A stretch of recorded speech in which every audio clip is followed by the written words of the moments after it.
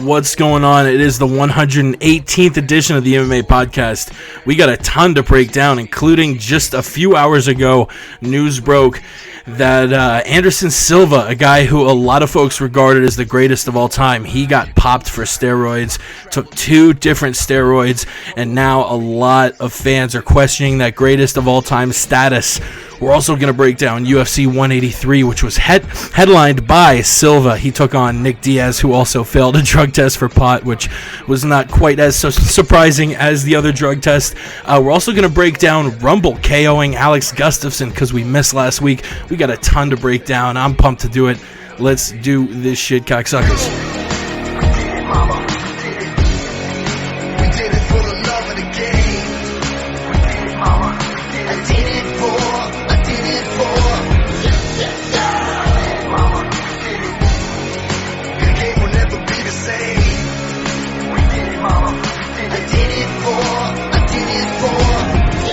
You're listening to the MMA Podcast.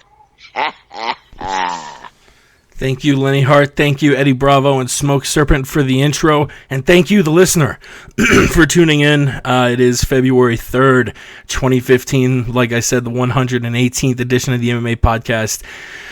Oh, and like I said, this news that just came down 3 or 4 hours ago, it's really sad, you know. Silva, Anderson Silva, a guy who most MMA fans thought was the greatest of all time. Now his whole legacy marred, taking steroids. We'll set the table on that in just a second. But really quick first, I just want to thank you for listening. Thank our partners, MMA Mental. Visit them at mmamental.com. And if you would like to call in, you are listening live on Ustream. We will be opening the phone lines in just a few minutes. The phone number is 213-457-3380, or you can Skype us at the MMA Podcast. If you don't feel like talking, you can tweet us at the MMA Podcast. And we are joined by a very familiar voice, the host of the Word on the Street podcast. It's Ramses. What's going on, dude? What's happening, Jake from the MMA Podcast? What up? The Aunt Jimmy Show here, just tearing it up as usual. Not surprised at all by any of this news. Ready to address it, break it down. But I think this is probably one of the greatest things to ever happen to the UFC so far this year, at least. But we'll get into that, man. As always, it's your pleasure for me to be here. Hit me up on Twitter, Word on the Street. What a crazy month for mixed martial arts fans, just for the sport. I mean, you know, it started off with that crazy Bad Blood card, just I think exactly one month ago on January 3rd. We had Jones versus DC. A few days later, Jones checks into rehab for cocaine. That sort of flipped us all on our head. And then he was only in for a day. And then we had that wild Dublin card. And now we have Conor versus Aldo lined up in July. That was huge news. We had the Sweden card, where fucking Rumble Johnson knocks out. No one expected him to knock out Gus. All of us thought that we would see Alexander Gustafsson fight John Jones a second time. And Rumble shocked the world and lined up a title shot against Jones. And then we had UFC 183, which really, I mean... We will break it down once we get over all this drug test stuff, but I don't know, it definitely had its high points, but the main event and co-main were a little bit lackluster. And just 2 or 3 hours ago, we get this story, which is one of the biggest stories the sport has ever seen. This is Anderson Silva. This is the GOAT. This is the greatest of all time. This is finding out that, you know, your sports hero might be up there with Barry Bonds as far as cheaters. And this is a thing that people suspected. I mean, the guy fought in Pride. The guy hit his prime in his mid to late 30s, which is a question mark. I don't know. We'll get really deep in it, but first I'm going to set the table. The story, I believe, was broken by Kevin Ioli of Yahoo Sports. Really nice guy. I spoke to him really briefly at UFC 167 or 175. Not one of these media heads who has his head up his ass. Seemed like a nice dude, but Ioli reports here. I'll just read the story. Silva, who's widely regarded as the greatest of all time, tested positive for 2 anabolic steroids, drostanolone and androstane.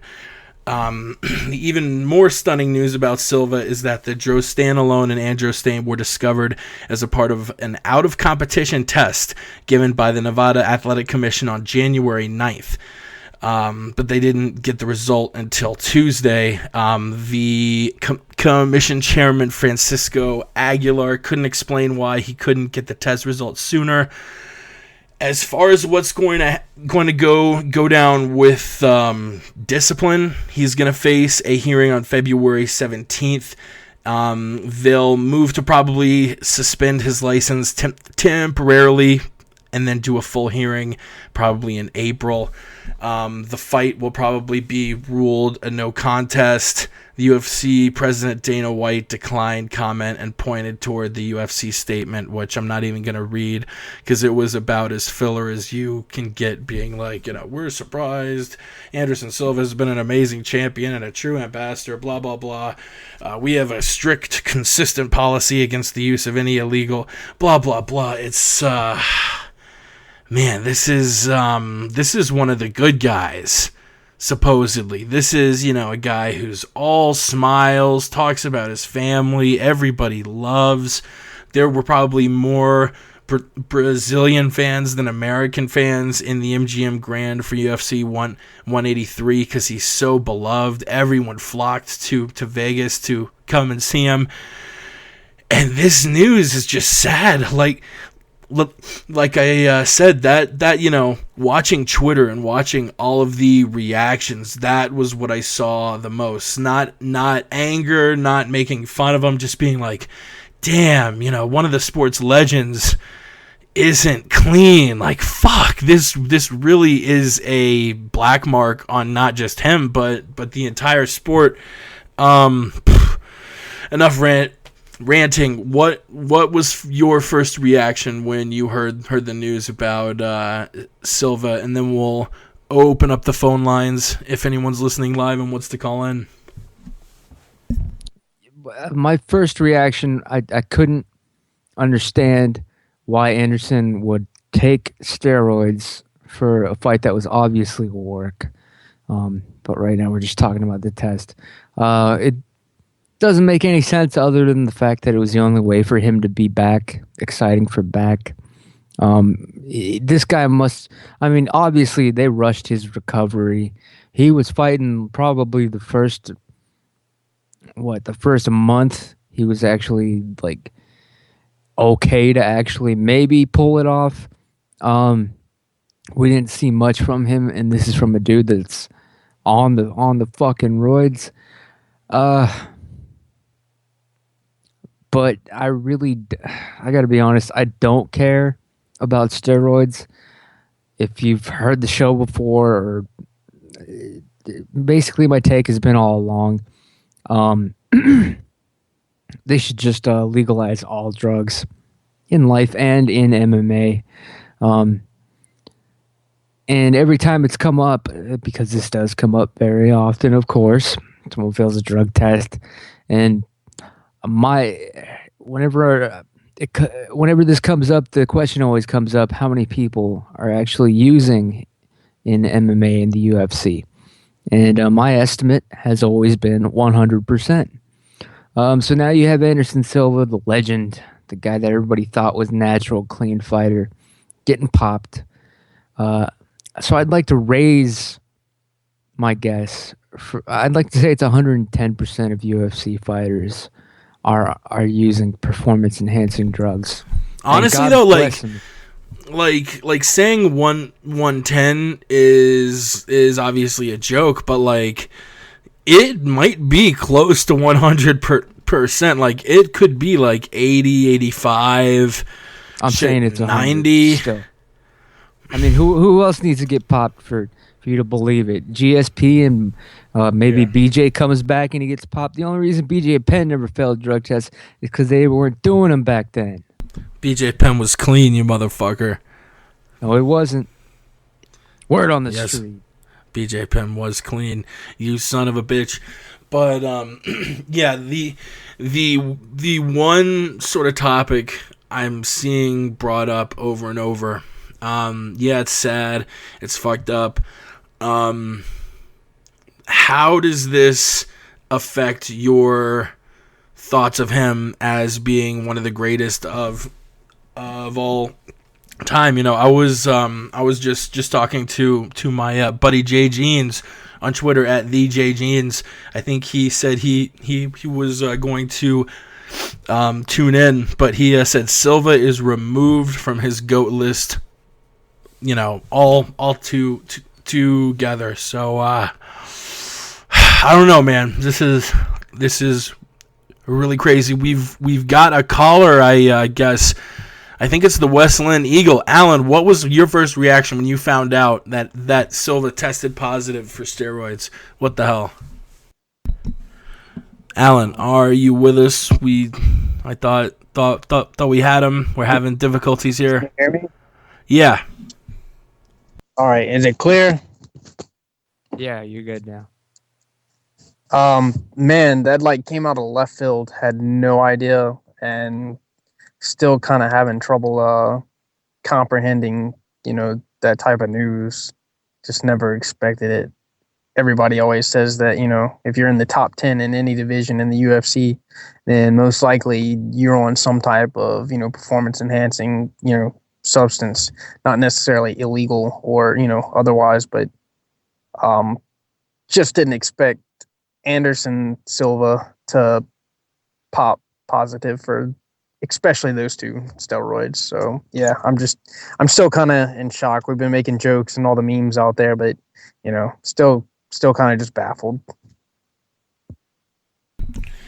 Yeah, and the point I was trying to get to as far as his status as the greatest ever. Do you still think of him as one of the greatest to ever fight, or does this totally take him out of the conversation? I mean, to me, I guess I'm biased because you guys all know that Chael Sonnen is like one of my favorite fighters, and I don't think any less of him for, you know, the actions that he took and the things that he did throughout his career as far as like taking substances. You know, I think even back in like the early days of the UFC that those guys were on everything, man. And testing up until recently has just been pretty much non-existent, you know, as far as, you know, out of contest testing to where, you know, you can catch guys before their, you know, fights and during their camps. So, I mean, it's so easy to cycle off that stuff. So who's to say that he hasn't been on it the whole time? Does that exactly the dude hit his prime in his mid-30s? Yeah, I mean, if you look at it, he was getting beat in, you know, Japan and Pride, and he was getting beat in England.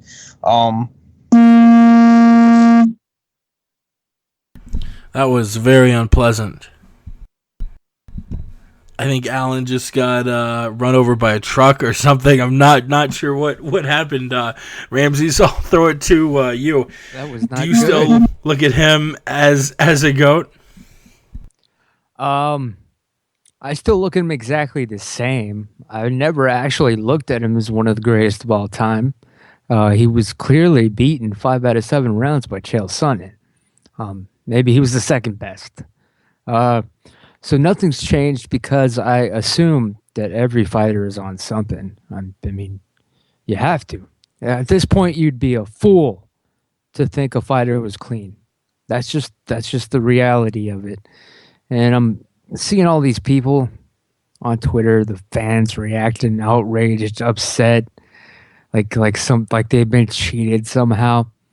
This level of denial, someone has to say something, and I guess it's got to be me tonight. But I'm telling you, they're all using it. Every fight you've ever seen, every card has had juiced up fighters. That is the reality of the sport. Anderson Silva was 39 years old. You saw what happened to him. He broke his leg horribly. He was crippled. He was flubbered. He had to do what he had to do to come back for the fans, and yes, a nice, sweet paycheck, which now the commission's going to sink their filthy fucking paws into. And they can go to hell. All right? Anderson Silva did what he had to do for back. And he came back and he won. He made the fans happy. I'm just glad maybe he wanted to get caught. I don't know. I admire his courage in failing this drug test. And that's the bottom line. But is he the greatest of all time? Not in my opinion. That's Chael Sonnen. Word on the street. Hey, Jake, Of course.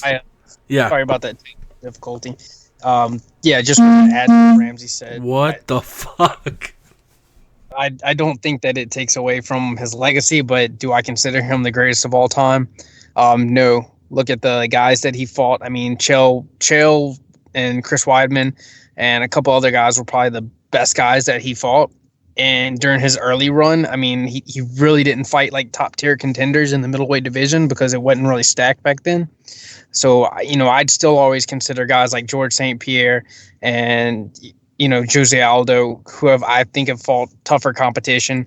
I would always consider them higher than Anderson. So, but no, it doesn't take away from anything that he's achieved. Do you list him top 10? Because friends I've spoken to say no, he's not even in the fucking running. Like he can't be top 10 because he cheated. I mean, he didn't do anything anybody else is not doing. It's just, he finally got caught. His cycles were all messed up, or, he just didn't take the right stuff to get it out of his system, like Chael said. But no, man, he's still top 10. I mean, he's still like one of the top 5 best guys of all time. I'm not going to take that away from him, but I mean, John Jones has the capability of becoming easily the greatest of all time if he wins a couple of more fights. And, I think I've always thought that there were better guys out there than Anderson who were, just compiled like a more tough test that they've passed, with the list of competitors that they've competed with. But yeah, he's still in the top 5. I mean, like top 3 or 4, top 5, definitely. Yeah. Ramsey says he's still top 10, or do you not like the fact that he got popped? I'll give him top 10 still. I mean, we have to. I mean, I know he's from Brazil, but this is America. Yeah. You are presumed innocent until proven guilty, and he passed all previous drug tests that I'm aware of. So, you have to assume technically he was clean, but of course this proves that he was a filthy user the entire time. His biggest mistake was not spending the extra cash on the good shit like GSP's been doing allegedly. Having custom designer shit drugs made for him. That's where he fucked up. All those kids to feed. Can't stretch the dollar that far. I understand Anderson, man. I'm still hoping he's someday for back. Someday for back. I man, I still think of him as one of the best. Ramsey says all of the fighters are using FRB. I think tweeted and said 82-85%. I would put that figure much lower. I would put it maybe 20 to 30. I mean, you do have guys juicing, but I mean, most of these guys are not on the sauce. No, I'm fucking not. My buddy Jay just tweeted in and said, no way do all UFC athletes take PEDs when it's your job 9 to 5 to work out. You're in great shape. Just because our jobs make us fat, lazy bums limits our potential. Don't disrespect professional athletes. I mean, most guys I've spoken to, I genuinely think are not taking roids. Aljo, I don't think he's on roids. Darren Cruikshank, I don't think he's on roids. Cerrone, Bindo, I don't think they're on roids. Weidman, I don't think he's on roids. Velasquez, I don't think he's on roids. Cormier, I don't think he's taking roids. Mighty Mouse, I don't think he's on roids. Dillashaw, I don't think any of these guys are on roids, but you have your holdovers, your 30, in some cases 40 plus year old fighters who fought back in the day when you could roid up, fought in namely Japan, where you could take all the roids you fucking wanted. And yeah, it's sad because they're almost forced to do things like take steroids, like go on TRT, because, you know, when they fought in Asia and they're allowed to take steroids, of course you take steroids because everyone over there was on steroids and you needed to level the playing field. But the very sad flip side of that is once you take steroids, you really can't compete on a world-class level unless you keep taking them. Your body stops making it on its own. So guys, you know, like Silva, who fought in Asia, I'm sure he was juicing to the gills. And now he's in the UFC, and he's peaking in his 30s. I think it's a foregone conclusion that Silva was probably taking steroids through his magical run, you know, getting 10 plus title defenses, this and that. But I don't know if you can say this young crop of fighters, you know, like all of the guys I just said are on steroids. I think that's very unfair. But, you know, I do think that 20 to 30% is a sizable number. And I don't know, in a perfect world, yeah, the sport is really fucked up. It is turned into a fucking freak show. We have the best dude ever doing fucking cocaine on fight week. We have the other best ever doing steroids. We have Nick Diaz getting popped for marijuana the third time.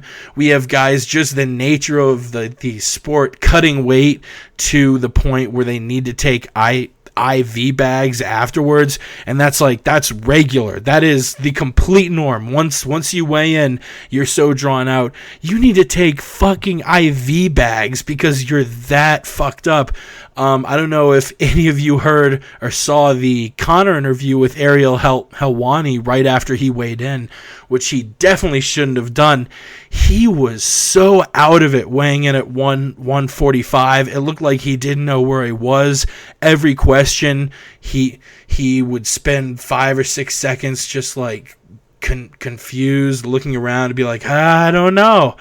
You know, it's just so many parts, and it is a sport where inherently you're trying to knock the other dude out. You are trying to take the consciousness away from the other person, whether it's a punch or a kick or a rear naked choke.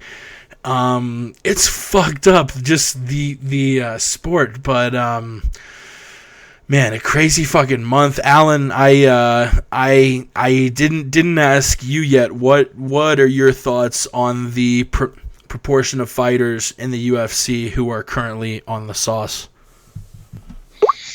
I think I kind of agree with you, because, you know, you have these guys coming from the background where it was accepted, it was a part of the sport, it wasn't, you know, thought twice about, and then you have all these new guys that are, you know, coming up, and they're a lot younger, they're, you know, they have better training methods, you know, it's more scientific now with, you know, with how a lot of these guys train. I mean, everything's broken down to like just a scientific breakdown of, you know, I'm going to train this, and, you know, they monitor everything, and they eat a lot better, nutrition. I mean, there's so much more information out there for these fighters to perform at higher levels that they don't need to take steroids. You know, but like you said, the only guys that really need to take it are the guys who have been around and have already taken it in the past, and their bodies pretty much require them to take it to continually perform at an optimal level with all these younger guys. So I definitely share the viewpoint that you pointed out earlier, Jake. I would love to see the proportion of steroid users broken down two different ways. The first one, I would love to see like the age groups, like if we really could do an honest survey where fighters didn't put their name, just put their age and whether they did steroids and all that. I would love to see, because I think a lot of your fighters in their 20s aren't going to be on the sauce, because as they came up, all of that was banned. They never took it. Their bodies don't need it. They can make, those chemicals on its own. And then guys in the 30s and 40s who fought back in the old guard days where you weren't tested and everyone was on the sauce and you had to take steroids. I think a much higher proportion of older fighters are probably going to get popped for this as compared to younger guys. My buddy Jay just tweeted and said he'd like to see correlations between drug users between the flyweight and welterweight and middleweight to heavyweight, sort of, seeing if it's the heavier guys who were on the roids, guys 185 up, because having that power is much more important as compared to the lighter guys, 170, 155 and below, where probably your best weapon is going to be speed, like a Frankie Edgar or a Mighty Mouse or a Dillashaw.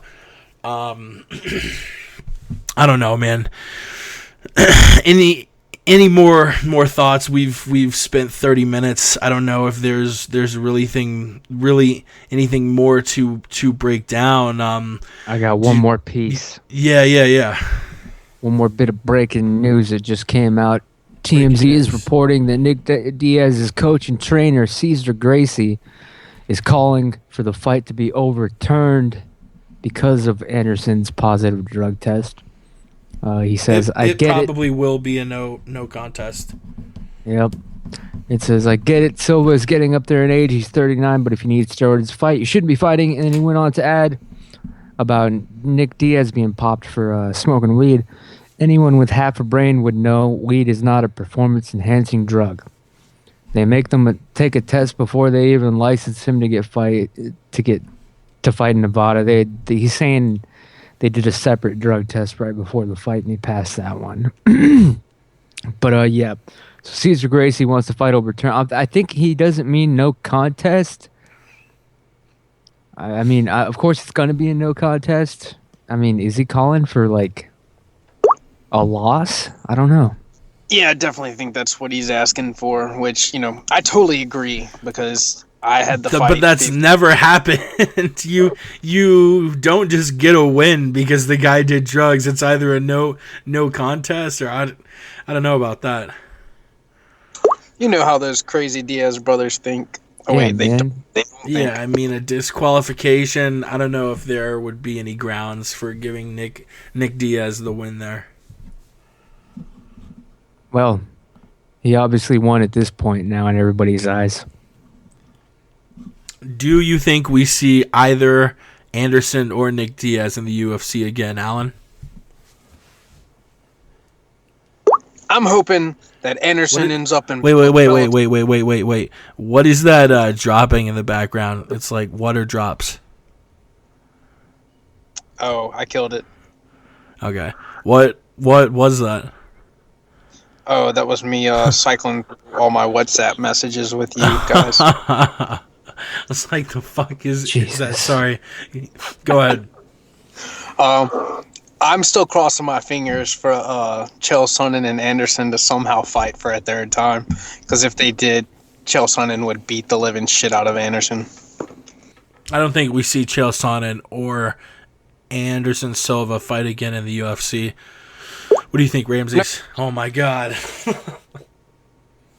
Well, yeah, I think we'll see them both again. If the money's right, why wouldn't they come back? I mean, they came back for this work. They'll come back for another one. There's going to be a little suspension slap on the wrist, but I mean, was this not one of the best-selling pay-per-views the UFC has had in a while? We haven't seen the numbers back, but it was a success, especially for Super Bowl weekend. So yeah, man, that's the only thing that ever matters here. Nobody's failed drug test is going to matter in the long run if there's money to be made, except for Chael Sonnen. That dude was blackballed and screwed over. And this is just more redemption for him. That's the word on the street. That is the word. And once again, if you do want to call in, you can Skype the MMA Podcast or call 213-457-3380.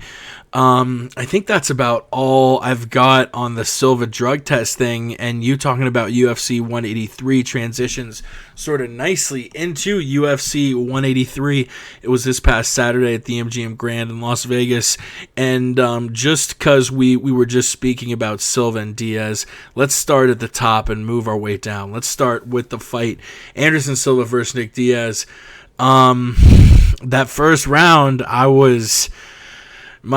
My eyebrows were about as far up my forehead as they could go as Nick Diaz taunted Silva mercilessly, yelling at him, waving his hands at him, turning around at him. He literally laid down at one point. Silva has classically used the first round to not strike but sort of get a feel, counter strike some, and Diaz was having none of it. It was very interesting, but I think all five rounds, both of them weren't striking much, but Silva was the much more effective striker, was landing more shots, but more importantly was landing much harder shots, much cleaner shots, where Diaz was just sort of throwing these looping punches that were not very accurate at all. Silva was ducking and diving him very good. I think I scored it 50-46. I think I scored one of the rounds at 10-10 and the other 4 10-9 Silva. Silva won it easily. It was, I don't know, seeing the Diaz brothers freaking out after the fight, saying that Nick won, sort of took a little bit of credibility away from him. I do think Nick Diaz beat Carlos Condit, 1, 2, and 5. This fight just, it seemed like a glorified sparring match. There were a lot of I don't know, it was just very sloppy. Silva didn't look like the Silva of old. Diaz was just not Diaz was being outclassed as Silva was faster, throwing better strikes. Just was not nearly the fight that a lot of folks hoped it would be. Alan, what did you think of Silva Diaz? I mean, honestly, by about the third round, I was bored, man. I didn't have any type of real interest in this fight. I wasn't pulling for either guy, and I didn't really care very much. But I mean, it just wasn't entertaining. It was comical, and Nick Diaz doesn't belong in the middleweight division. He doesn't have enough punching power, and then he's not even fast enough to land shots on Anderson. And Anderson looked like he was gun shy. There were several spots where he almost went in and started landing combinations, and it's like he just pulled out. Like he'd land like 2 shots and then just back out. And every time Nick hit him in the head, he would get real, scary and back off. So, I just thought it was kind of a terrible fight. It wasn't as bad as Silva and Damian Maia, but I would put it up there with, some of the worst main events ever. What did you think of that main event? The same thing I thought a year ago. Allow me to gloat right now and rub it in, because I did call that this fight would be a work, which it was, but fine, you don't want to accept that. I said it would be a glorified sparring match, which it was. I said it would be a decision and that Anderson Silva would win no matter what the hell happened, and that's exactly what happened. So watching the fight, I was having a good time. That first round was entertaining. I was laughing my ass off, and then I was even getting a chuckle out of watching the live Twitter feed. Fans just amazed, thinking this is the greatest thing of all time that we are witnessing right now. I can't believe it. The clowning. It was working. Everybody. They were getting put over left and right. And then it started to become a little obvious these men were not making any sort of serious attempt to knock each other out or seriously injure or hurt one another. It was an exhibition. Nick Diaz was throwing the whitest punches I've ever seen him throw in his entire career. He was aiming most of them at Anderson's neck or shoulder. Anderson, just afraid, very timid to even fire. He was the worst advertisement for steroids I've ever seen. All right, who the hell wants to do steroids now after that shit? What, you want to fight like Anderson? Here, shoot this. It's ridiculous. The fight was an embarrassment, but it was fun to watch. I bought it. I will continue to buy works in the UFC because I support the UFC. I believe in the entertainment aspect of it. I love works. And, it's like, how many times do we have to do this dance before somebody realizes, hey, yeah, this guy cracks a lot of jokes and he's over the top ridiculous and smokes weed and does questionable things to Craigslist hookers. But maybe he's on to something about this. I mean, he's hardly ever wrong, and it does kind of seem fishy. I mean, as this went on and on, people were like, what's going on here? They got a weird feeling. Everybody did. Look inside yourself. Something wasn't right. All right. And it wasn't the comeback jitters. No, it was not. The fight was a work, people. And that's the word on the street. The fight was a work, people. He called it. It was a glorified sparring match. Do I really think the fight was a work? No. But it was just two guys that didn't seem inspired. I don't think Diaz cares anymore about trying to get a title shot. I mean, the guy was scheduled to fly to Vegas and then chose, you know what? Nah, I just feel like going back home and sleeping in my own bed. I'll just fly to Vegas tomorrow. I don't know if that's necessarily a championship attitude. Silva apparently, he was asked after the fight whether he would fight again. He was like, I don't know.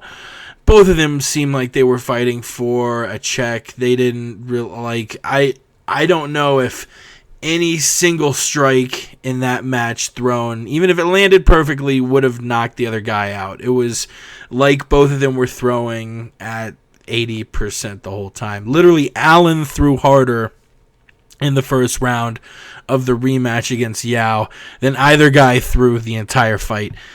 It sucked. The fight sucked, period. Sorry, Allen? So the first round of Hamilton and Chroma 2 was much more entertaining than any of the rounds in Silva Diaz. It actually was, and that's not a troll or a joke. It really was. So you know what, Jake? I think it's obvious now, looking back, that the reason that Nick Diaz showed up a day late, didn't get on that plane, it's probably, in my opinion, he probably got a phone call or a text message from somebody in Vegas already saying, hey, these dudes from the UFC are already at the airport waiting for your ass. And in his mind, he's probably thinking, well, shit, that could be the piss guy. That could be the piss collector. So he stays in Stockton one more day to kind of just piss it out, flush it out of his body some more. Comes back, passes that goddamn drug test. So you think he went back home from the airport and he didn't smoke any weed? Yes, I'm thinking he went back to like just get more of those magic fluids in. You know, you can buy them at the head shops. They clean you out, and he was just spent the whole day pissing. All right, because they did a follow-up test after one that he failed, and he passed that. Don't know when that one was done though, but obviously the guy detoxed somehow. I doubt he ever stopped smoking, but he definitely detoxed. And God bless him. It's just a damn shame he got popped, and they're going to take some of his money and give it to those fat, grimy, pig buck athletic commission sons of bitches, whore motherfuckers. Word on the street. Alan, do you think Nick Diaz smoked weed on fight week? Hell fucking yeah. But you want to know my whole opinion on Nick Diaz and MMA, Jake? I honestly do not think that Nick Diaz knows any of the fucking criteria that go in the 10-point must system, and I really don't think he has any idea on like what the requirements are to win a round or to win a fight. He just thinks that you have to bust the other guy up. So rule book. Oh my God. Then he could learn how to point and Yo. Yep. This is ridiculous. What the fuck is that? I don't know. I got everything turned on silent. We got drops. How Oh, can you hey. fucking do that? We actually do have a caller. What the fuck is going on with the Anderson Silva? Oh, he got cold feet. He hung up. It might have been she. It might have been Katie Bear. And may have been Lexi. Katie Bear. It may have been Lexi. Sexy Lexi. I think Diaz definitely went back home and smoked. I mean, I think the whole media aspect of it probably makes him a lot more anxious than the fighting part of it. But yeah, I think he for sure lit up. He knew he would get paid, and you know he's gonna get suspended for a while because this is his third positive drug test. But he's probably gonna take that time off anyway. It's no thorn in his side. I guess let's move on from the main event to the co-main event, which before we talk about the fight itself, we got to talk about Kelvin. Kelvin Gastelum, for the fourth straight event, had problems cutting weight.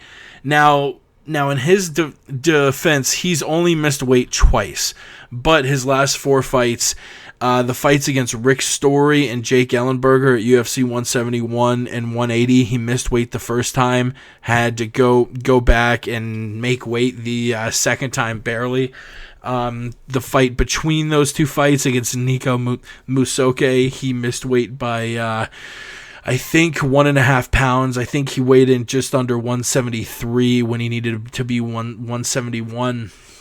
And then just now, just a few days ago against Woodley, 10 pounds over, which apparently he got down to 3 or 4 pounds over. The article said he was vomiting and, quote, became non-responsive, which is scary as shit. Went to the hospital, took in some fluids, and by the time he needed to weigh in, he weighed 180, which is 9 pounds over the limit. It was tough to see because Gastelum is probably the fighter I've spoken to on podcasts more than any other fighter. He's been on Ramsey's show, The Word on the Street, literally 6 times. Thanks to his coach and our friend, Coach Jamie Huey. This is just, you know, he takes training so serious, and he's such a hard worker. It's sad that that he's having these problems and being labeled as lazy and this and that, because he's truly not. But at the same time, I don't know if he understands the scope of what it means to have a clean training camp. I don't know, Alan. What were your thoughts on Gastelum having troubles with weight. Dana's going to force him up, which really quick, I've got a mini rant on this. Dana White, I try not to get on his ass too much when I don't agree with the things he does, but Jesus Christ, Dana, you're going to force a guy to move up after he misses weight twice?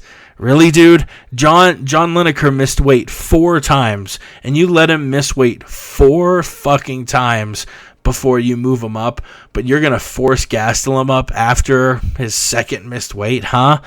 I hope the move up is temporary. Dana's said he's forcing him up. His next fight is going to be at 185. I think Kelvin's chances at welterweight for, competing for a title are much better than his chances at middleweight. But Dana White moving him up, I'm very much against, and I hope we see Kelvin move back down to welterweight by the end of the year. Alan, you're one of KG's biggest fans. He recognized you when we went to the LA Comedy Club at Bally's in Vegas. I know this news sucked for all of us, but you especially. What was your first reaction when you found out that Gastelum not only was having troubles with making weight again, but was going to miss weight by nearly 10 pounds? Man, it was really scary. The first thing that I really started thinking was, there's no way that this guy's going to fight. I mean, it absolutely has to be called off. You go to the hospital because of weight cutting issues, your body, stops responding, and they have to rehydrate you. That's just insane. The medical staff, they said that they cleared him at the hospital and he was able to, pass all whatever physicals he needed to pass to be able to compete. And what? Holy shit. Yo, this is some crazy shit going on in Baton Rouge. I heard a demon's voice. I don't know, Alan, he's still alive, buddy? I'm smoking. Yeah, weed, I don't know. I've got all my notifications turned off on mute and everything, and I don't know why it keeps. And I'm hearing shit like, "Boy, you sucking," and bloop. That was crazy sounded, man. We just lost everybody listening, man. Yeah, no one's still tuned in. Fucking demons speaking to you in a podcast. Nobody got time for that. Nobody got time for that shit. Did do you have anything else on Calvin before we pass it over to Ramses? Yeah, just that I didn't think that he should have fought. He didn't look that bad during the fight. Oh yeah, he definitely should not have fought.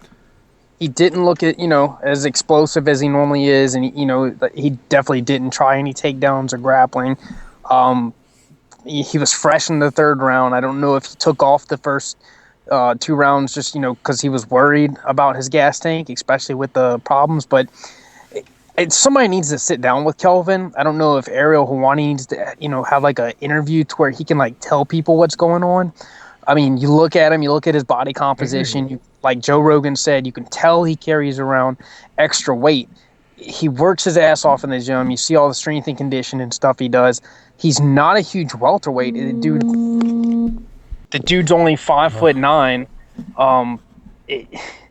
There's something that's being looked over that can be improved upon in order to make these cuts to 170 easier. I mean, I've met Kelvin probably 5 or 6 times, and he's a lot smaller than when I met him back in 2013 back in Newark. He was definitely a lot thicker, and even when I saw him in Dallas the last time, whenever he probably he made a pretty decent weight cut. He was only like a pound over or whatever, and then made it. But I mean, I'm taller than he is. He's not really 5'9". He's a thick dude, but he can make 155 easily. It's something that's being done improperly with his diet or the way that he's cutting weight. Is it because he's training in Yuma and he's letting his mom cook for him most nights, and he's probably, I don't want to sit here and criticize a guy who's training and eating probably a lot better than me, but at the same time, I mean, he definitely gets out of shape between fights, and he spends most of his camp in Yuma, and I mean it's not a knock to his family. I mean, if any of us lived and our moms were cooking for us each night, I don't think that would necessarily be conducive to a 6 to 8 week training camp getting ready for a fight. Yeah, and even it could be something with his genetics. I just think that he needs to do an interview. He needs to put everything out on the table. And for Dana White to come out and say all this shit, we all know that Dana White always backtracks on things that he says. And, Kelvin can go back and sit down. And if he puts everything on the table and it's like, hey, this is why I'm not making weight, or this is, what the problem is, then they fix it. Then I think they'll even let him fight at 170 his next fight. Dana White can shove his head up his ass because, he's backtracked on so many things that he's said, especially, he always says, I don't like to make decisions, after the fight. Well, chalk that up to this, but I just think Kelvin needs to reevaluate whatever he's doing. And, if it's not him, if he has a medical issue or, some type of problem like that, then that needs to be addressed. And, then he does need to go up to 185. But I think they need to look at and reevaluate everything because he's such a great prospect. I mean, he fucking went toe to toe with Tyron Woodley. He almost died the day before and still went out there and was the fresher man and did better, work in the third round. So he's just, he's got too bright of a career to, get messed up with all this, weight cutting and all these things. So, he's 23, just needs to get everything figured out right now. And like you said, Jake, this is a wake up call for him.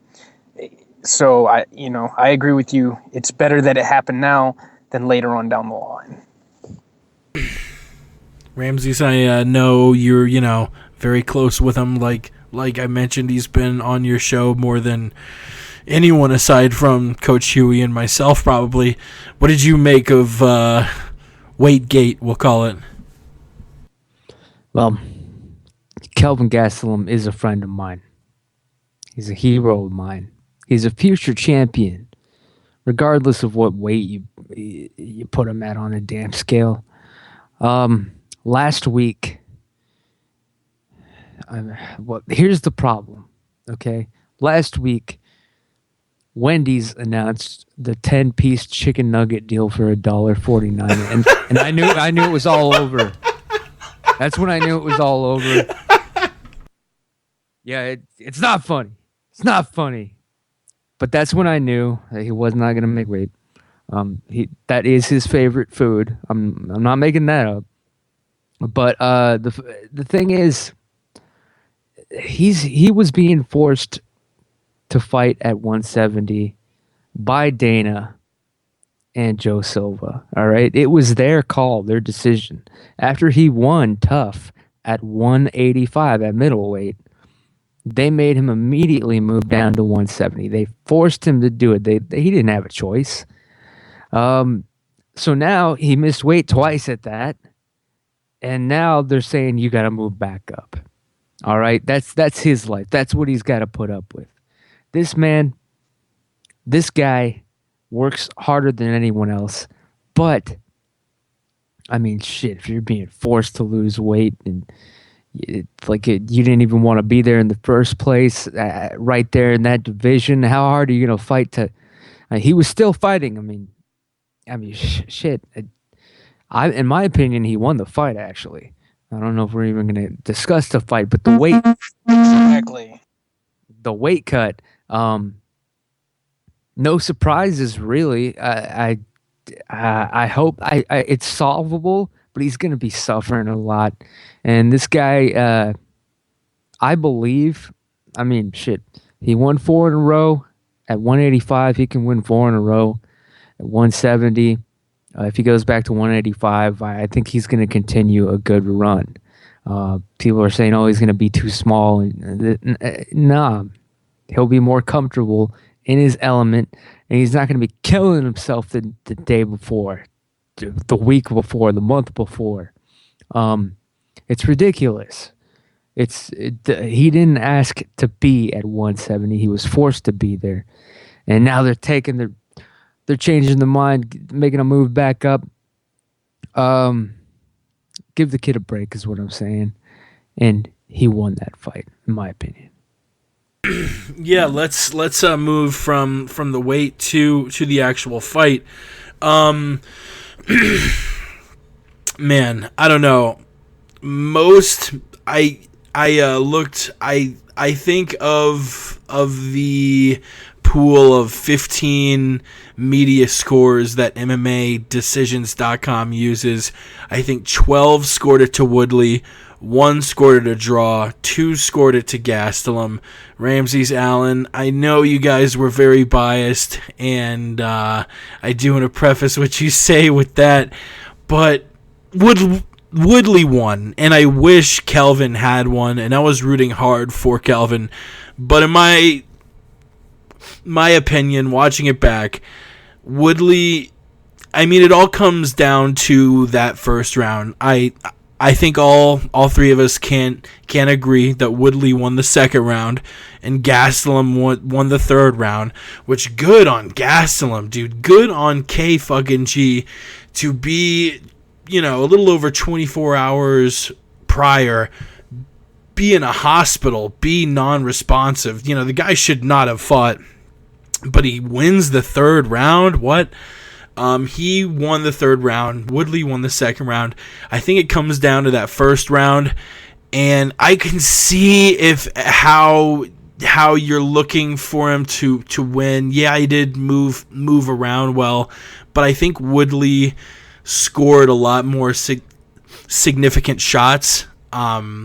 And I don't know. He won the first round 10-9 in my eyes. I know y'all heartily disagree. Alan, what did you think about the fight? Kelvin Gastelum won that fight. Just like I beat Yawan Chroma in Las Vegas. Bottom. So, are you saying you didn't win? He didn't win because you didn't win against Yao? I'm saying that he got screwed over by the judges. My client, Yao and Chroma. It was a draw. Ramses, what did you think about the fight? Kelvin Gastelum versus Woodley. I gave Kelvin rounds 1 and 3. I understand, and I will admit that it was one of those fights that honestly could have gone either way. I mentioned earlier on Twitter, it was basically the Sonnen versus Bisping fight. It was that close. Could have gone either way, really. And went against Kelvin. It's just amazing that the kid even walked into the cage. He's not getting enough credit there. This man was dead the day before. He was clinically dead for 27 minutes before they were loading him up in the damn fridge. And then the UFC doctor came by and poured a Sprite in his mouth, revived him. He was dead, and he came back, and Tyron Woodley still couldn't put him away. Still couldn't finish him, couldn't even UD him. It was a split decision. In my mind, the streak is still alive. A split decision, he can't say he got his ass whooped. He did not. He was never knocked out. He was never in any real trouble or danger or threatened with any sort of finish. In my mind, you call that a draw. If it was a street fight, it would have been a draw. He'll be back. 185. I'm excited. They'll ease him in. His next one's going to be a tune-up. Somebody light in the 185 division. You guys can start thinking about that. I have no fucking clue. But He's going to keep winning. He's still on the mission for gold. He's going to get there. And honestly, if maybe he's the only fucking clean fighter in the UFC right now. Maybe he should get on the gimmick too. Maybe he should start doing some stuff. I don't know. He's got to talk to Chell. I don't know. But weight cuts, man. That was the entire crux of this fight. All right. That's the reason that you can argue for Tyron Woodley getting an edge. The weight cut practically nearly killed Kelvin. Take that away, I believe he would have knocked Tyron Woodley out, possibly killed that man. There would have been a death. That's the word on the street. Get well soon, Kelvin. For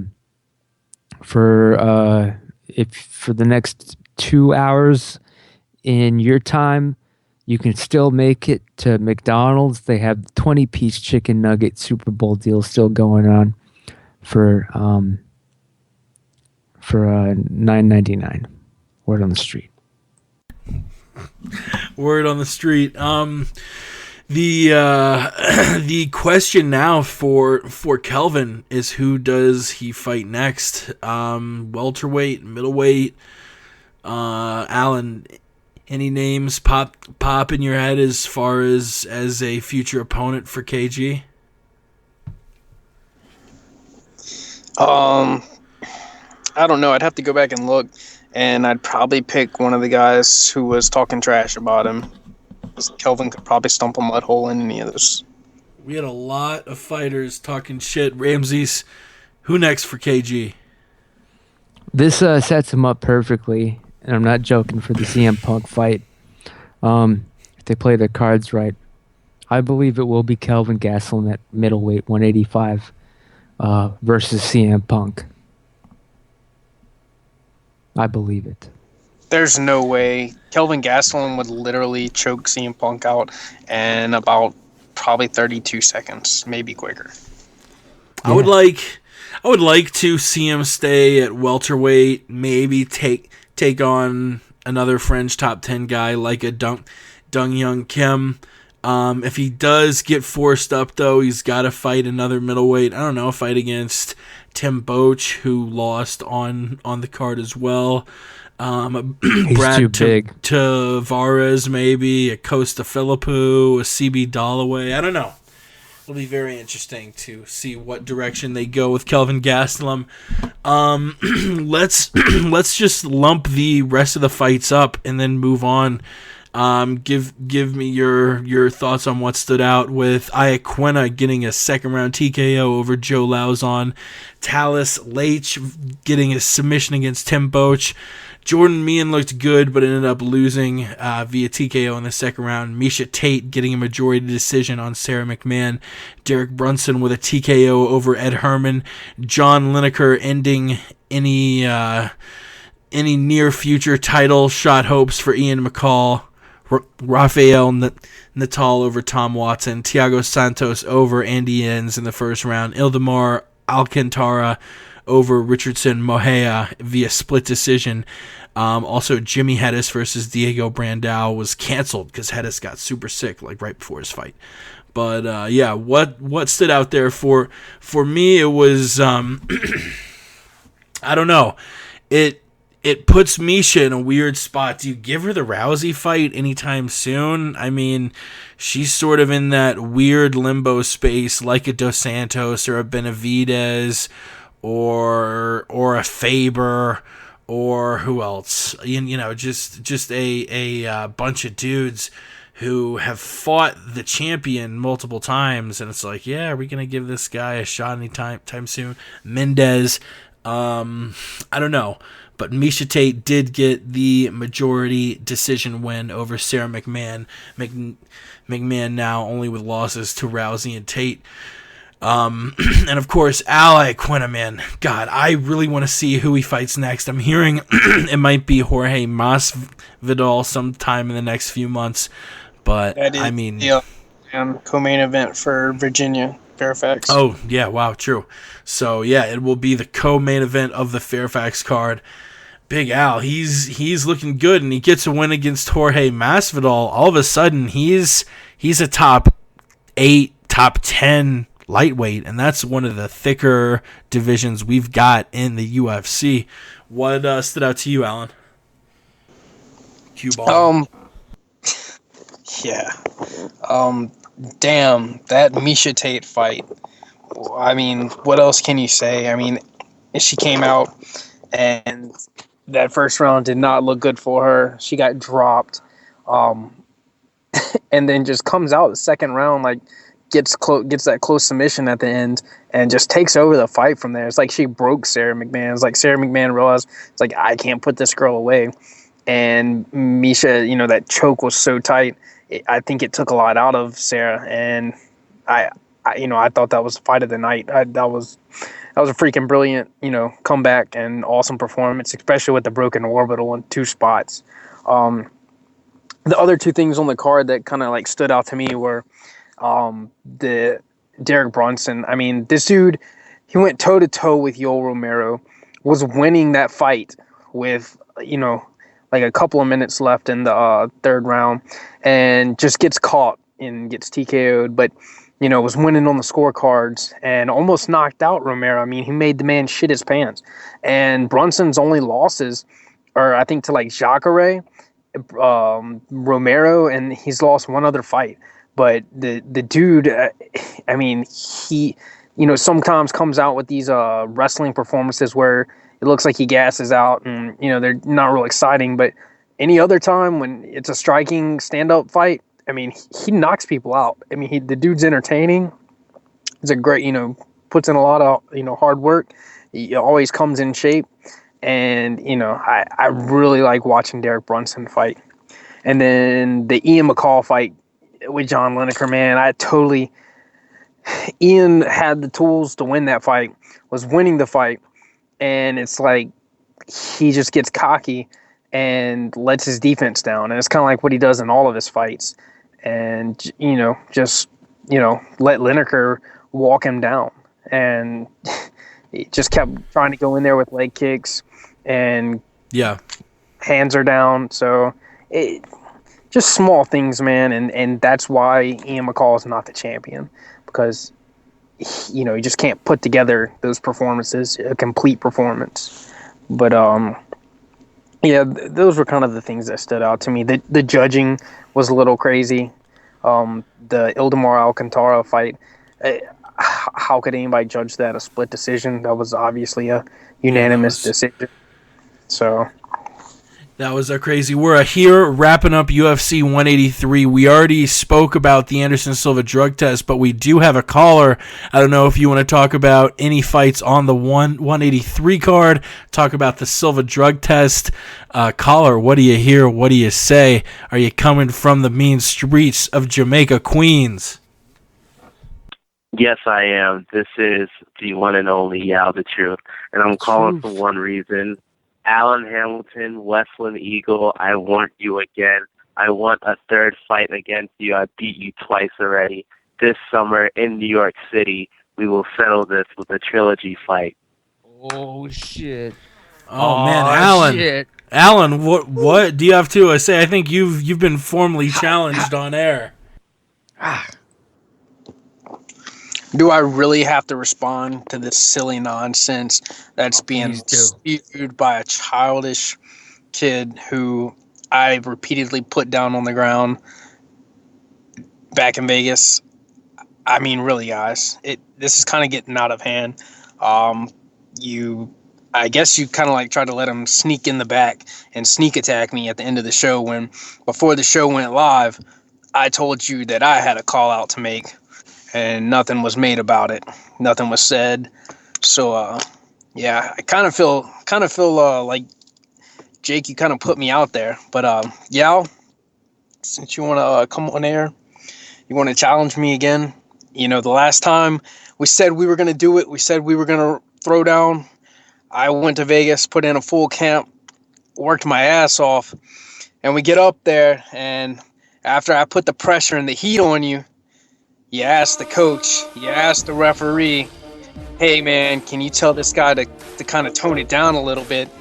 I'm getting a little scared in here, and I'm not going to train my ass off again. if it's gonna boil down to you backpedaling halfway through the fight and asking for a way out, this ain't the UFC. This is the School of Hard Knocks. Damn. We're gonna play by the Westland Eagles rules. It's gonna be full MMA, elbows, knees, soccer kicks, and that's the only way. Yeah, full MMA, elbows, knees, soccer kicks. Are you willing to go all in on the trilogy fight? Alan, there is nothing you can do to stop me. I'm so serious. I will use the most malicious attacks against you. Answer the man. Yes or no. There is nothing you can do to stop me, Alan. We will fight again. And when we do, I will literally kill you. No. I will literally kill you. Elbows, knees, soccer kicks. Are you willing to go full MMA? He's gonna die. I will literally kill you. Yes or no. Literally kill him. Keep singing it. Yeah.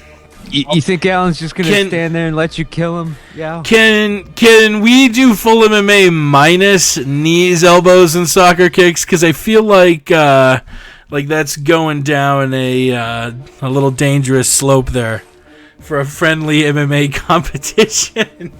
Dangerous for who? This fool just called me out. Yo, pussy, you still there?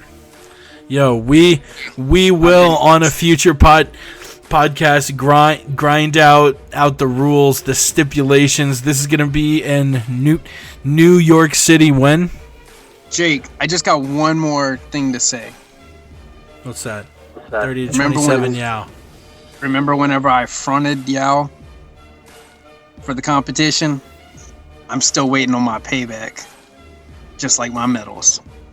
Damn, son. Yao, any final comments for us? I have nothing left to say. That's it. That is Yao calling in to challenge Alan to a trilogy fight. And if you're listening and you think this is all made up and not nonsense, these guys actually have gone at it twice. They grappled once up in New York in a Brazilian Jiu-Jitsu tournament. Yao won the fight. He finished the fight via submission. The second one was in Las Vegas this past July 4th, and it was a mixed bag. We had a round of only kickboxing, a round of grappling, and a round of MMA, and the fight was a draw. Alan won the first round, Yao won the second round.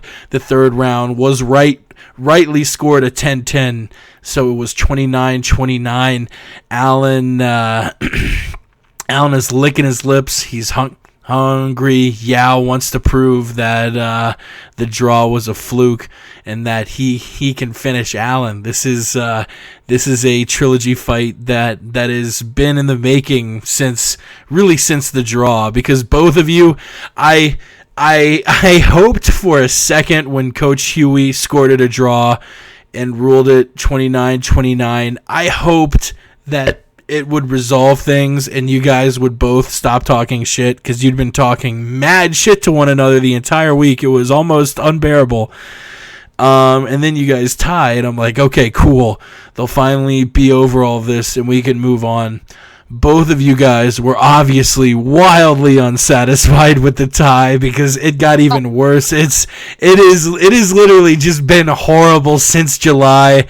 We all talk. Yao and Alan are both sure that not only was it not a tie, but that they won the fight. And being friends of both of you, sort of like in Vegas, it's been nearly unbearable. We need to get the trilogy fight just so one of you can shut the fuck up, whoever loses in the third fight. It is going to be when in New York, Yao? No, it's not going to be in New York. Forget this. Las Vegas, International Fight Week, July 11th.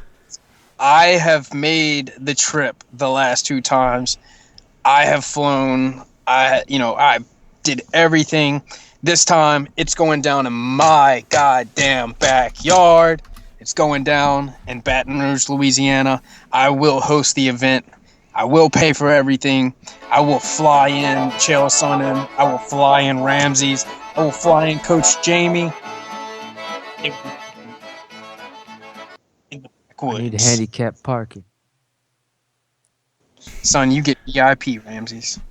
Yeah, are you willing to travel to the swamps of Plank Road to Baton Rouge, Louisiana to take on the Eagle? If that's where it must go down, then I will. I don't care. The thing is, it doesn't matter where it is. It could be in Antarctica. I will go wherever I need to go to settle this. And once again, I will leave victorious. Yeah, what about in your sister's bedroom? Busted.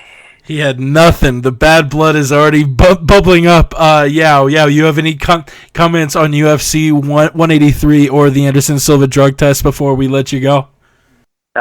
Great card. I'm glad that Tyron Woodley destroyed Kelvin Gastelum. Same way that I will destroy Allen. Just worse. He'll die. That is Yao and Chroma. Thank you for calling in. You can follow him on Twitter at Yao_the truth. And he called in. With a message toward our friend Allen, the Eagle. It's going to be very interesting to see how it plays out. What's going to go down. I think Yao is leaning more toward the side of not wanting to do elbows and knees and soccer kicks. Because I don't know, the guy's got a pretty mug. He's doing BJJ tourneys all the time. Does not want to get his face fucked up. But yeah, Alan, as far as the elbows and knees and soccer kicks, I'm sure that would benefit you more than it would him in a fight.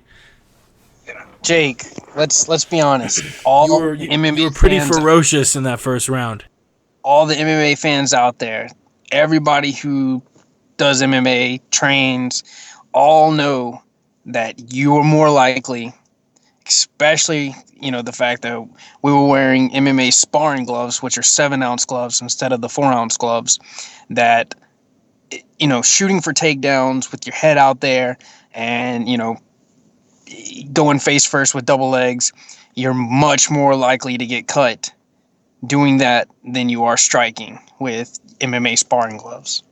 So that whole excuse about I don't want to get cut it does not even matter. Well, Yao in his defense did express the day before the fight that he didn't want to go with even 7-ounce gloves. I think he said he wanted to use 16s because it wasn't even getting cut. It was that he had a BJJ tourney and literally 1 week after that, and he didn't want to be getting popped a bunch. He wanted to keep it friendly, but didn't want to make it a thing where, he wanted to strike and see who was the more effective striker, but didn't want to be hitting so hard that he could get popped a bunch and, still feel a little weird in, 5 or 6 days when he travels to go start cutting weight and stuff for that tournament. Which, if he hadn't voiced that the day before, I sort of would side with you and be like, oh, wow, really? But he did voice the day before, like, yeah, dude, I really don't want to be throwing that hard because I have to start cutting weight like 3 days after I get back home from Vegas, and I want to be feeling like 100%. I'm not trying to get you to pick sides, buddy. I'm Team Yao. I am Yao's cornerman. People throw harder whenever they're wearing 16-ounce gloves. Still undefeated. And I'm undisputed. Goat. Hashtag AWD, another white down. Ramses, what the fuck are we even talking about right now? I think Yao came in spitting that hot fire, man. He said it with authority. He just because they have a badge and a gun, they think they can kill a minority. Hell no, he laid it down. Challenge is on. The gauntlet has been thrown. I'll be damned if I'm ever going to be caught dead in Louisiana again, but maybe this time the video will come out. I still don't believe the second fight even happened, since I have to this date not seen any shred of photographic or video proof. Boss, I'm calling y'all both out because I've sent I don't know what you're talking about. And Ross has possession of it. Ramsey's. Well, so technically, this is the second fight to me. DM me your address, Ramsey's, and I will forward everything to you. Alan, mail me the flash drive.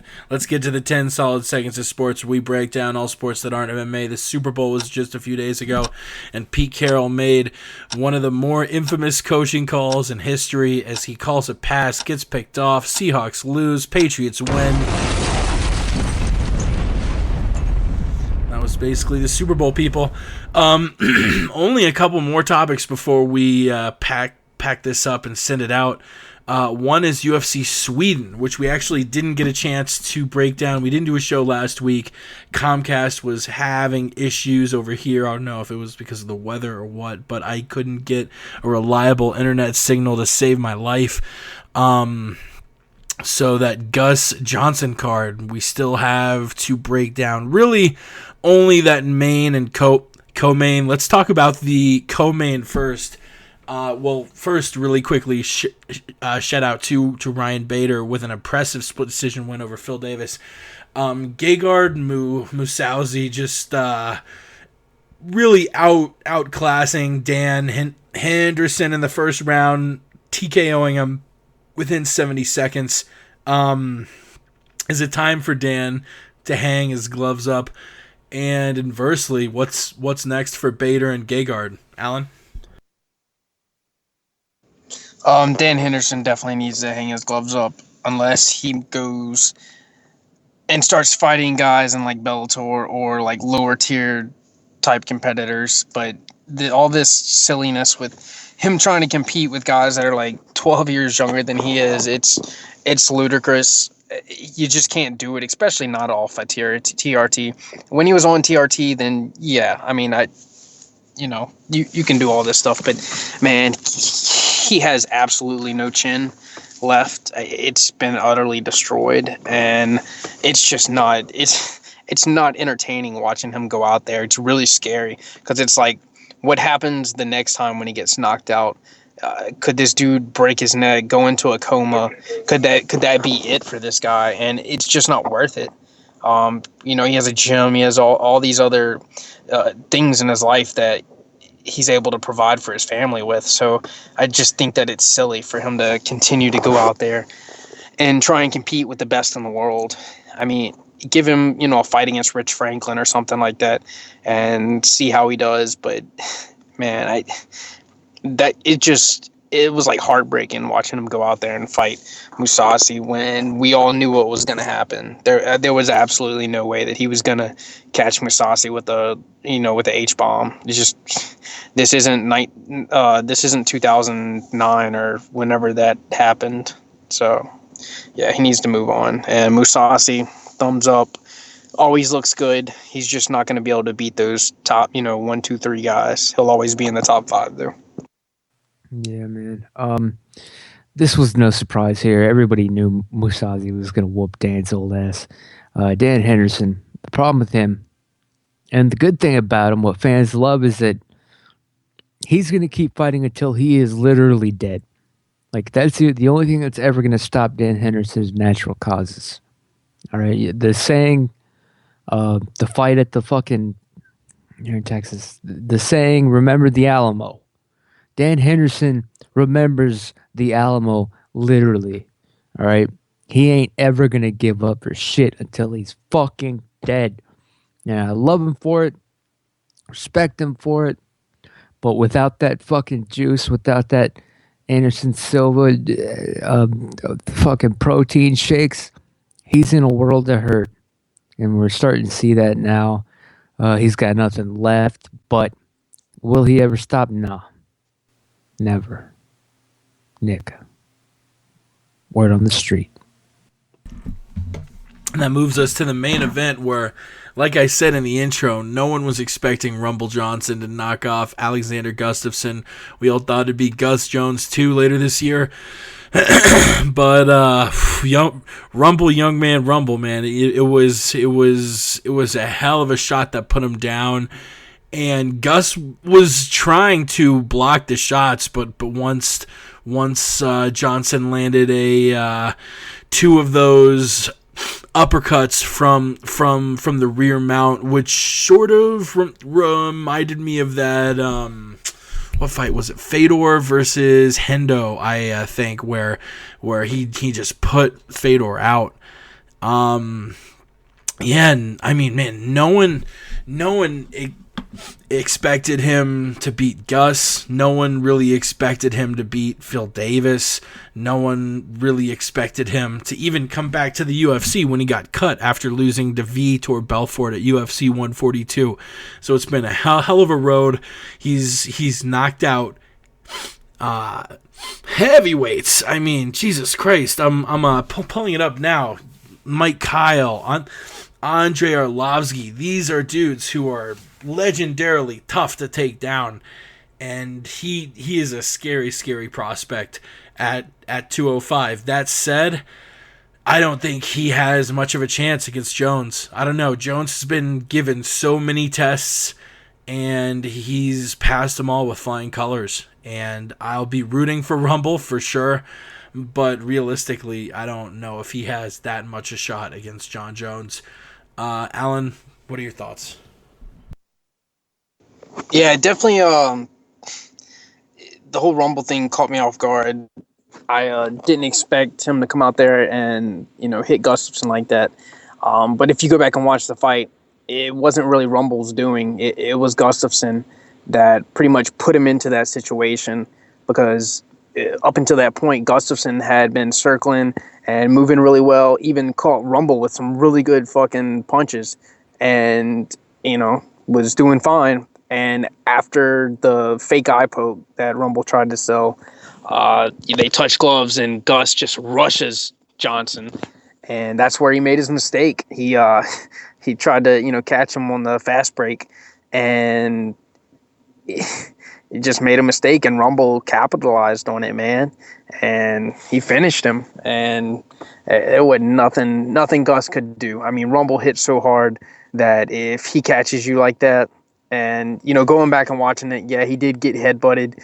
The swollen part on his eye, you can obviously tell that's from a headbutt. But whenever he was on the ground and he was hurt and, getting punched, the punches are what finished him. I mean, I've been headbutted before during sparring, and really bad. And, it only takes you out for a second. The pain kind of, is the shock that you get. It doesn't, even if you get stunned a little bit or dizzy, it doesn't. I mean, I didn't get all the equilibrium taken away from me, but, Gus, he didn't look like he was completely out of it. It was the subsequent punches that Rumble threw that ended up, keeping him down, because, Gus got back up and Rumble just laid it on him. So, I mean, just the pressure that Anthony Johnson is able to put on him, it was incredible to watch. And, we've seen that he can go 3 rounds. The only question is, can he go 5 rounds? And we've seen Johnson so many times go 5 rounds, and he's strongest in the 4th and 5th round. Rumble's not going to be at his strongest in the 4th and 5th round. I'm like you, Jake. I don't think he has what it takes to get inside on Jones, and Jones is not going to make the same mistake that Gustafsson made and allow Rumble to get inside. I mean, John's going to sit there, and he's going to use those elliptical kicks, and he's going to throw axe kicks. He's going to do all kinds of intelligent things to throw Anthony off his game plan. And Rumble's kind of like Hendo, but a young version, as to where he has wrestling, but he doesn't really use it. He just uses it defensively, and you can't take him down. And he just, he goes for that knockout. And, if he gets it, good. If he doesn't, do I think he's going to be able to pressure him and do like what he did to Phil Davis and just, slap him around the cage? No, there's no way. I mean, Jones' striking is way too crisp. He's way too creative for Rumble. But am I going to be praying that Rumble catches him and knocks his ass out? Oh, hell yeah. I'm going to put money on that. But, yeah, that's about what I have. Well, basically what happened, the word on the street, according to me, is this. Gustafsson, he realized that he's never going to get the belt. Maybe probably someone from the UFC or his management told him or spelled it out for him. They're actually doing their best to bury this kid right now. Honestly, when it came out that he was beating and robbing women, it was all over for this guy. The only reason he wasn't cut immediately is because for some miracle it didn't blow up all over the news. But rest assured, they know they can never belt this guy. He's damaged goods. They put him up against Killer Rumble Johnson, who's at his peak. They're like, what the hell? Let's see what he's got. John Jones drained him, losing to the champion, going all the way there and having to reset and start over. Didn't help him out either. I think Gus is done. I think he realizes he'll never be Brandon Schaub elite status even. And that's the sad truth, and I'm sticking to it. Word, I think that's about all we have, unless either one of y'all have a topic to bring up. We covered the craziness of the Silva steroid test. We'll I'm sure be discussing that for months to come. The fallout from it, the suspension. I don't know if we ever see him again. It's like I said, it's been a wild fucking month with the John Jones Coke stuff, with 4 cards, and now probably the saddest news of all, the Silva steroid test. Really mars one of the greatest legacies in the sports history. But you know what? We've got a lot of bright stars to look at that are forming their own legacy. Mighty Mouse, Chris Weidman, TJ Dillashaw, Jose Aldo, guys who are really good for the sport. Pettis, Lawler, Lawler, a comeback story. He has more losses than every other UFC champion combined. There are a lot of bright points in the sport, and I'm going to try and pay more attention to those than the dark spots. Shout out to Josh Rosenthal getting out of the pen next month. We'll try and have him on. Shout out to Joe Schilling, who we're going to try and have on soon, who was on the Joe Rogan Experience today, if you want to go check it out. Alan, where do we find you on the Twitterverse? You can catch me on Twitter at Westland Eagle AH, and Instagram and Facebook all the same. Facebook, Instagram, it's all the same. Westland Eagle AH. Ramses, where do we find you? If you want the word on the street, you follow me on Twitter. The Ant Jimmy Show on Twitter. Word on the Street podcast is going to be live with Jake on Thursday. God bless everybody. Shout out to, of course, Katie Bear, as always. Sexy Lexi. I'm booking us that hotel room. The three of us. Hell yeah, it's going down, people. And if you follow me on Twitter, I'll tell you all the filthy details. Word on the street. Hey, Jake, can I make a shout out real quick? Yeah. I just want to throw a shout out to my boy T-Web. It's my one of our head coaches over at the UFC gym, Sherwood, Baton Rouge, Louisiana. This month, he is going to be making his televised MMA debut. He is, I think, 9-2.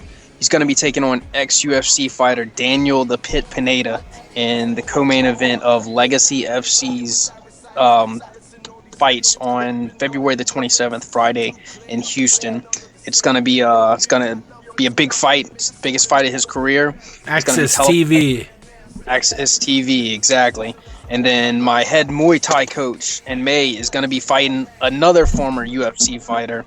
Dustin Johnson is going to be fighting Anthony Njokwani and Legacy Kickboxing, which also is going to be on Access TV, I believe. So check my Twitter out. I'll keep you posted on all that stuff. That's right, folks.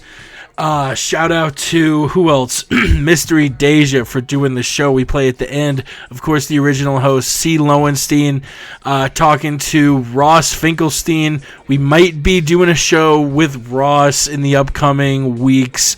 more daytime show instead of these super late night shows. It isn't going to mean we're going to stop doing the late night shows, but it might just be a different sort of vibe of a show. We'll have more on that later. Yao the Truth, who called in, and of course all of you listeners, if you liked the show, tell a friend if they like mixed martial arts to listen to the MMA Podcast.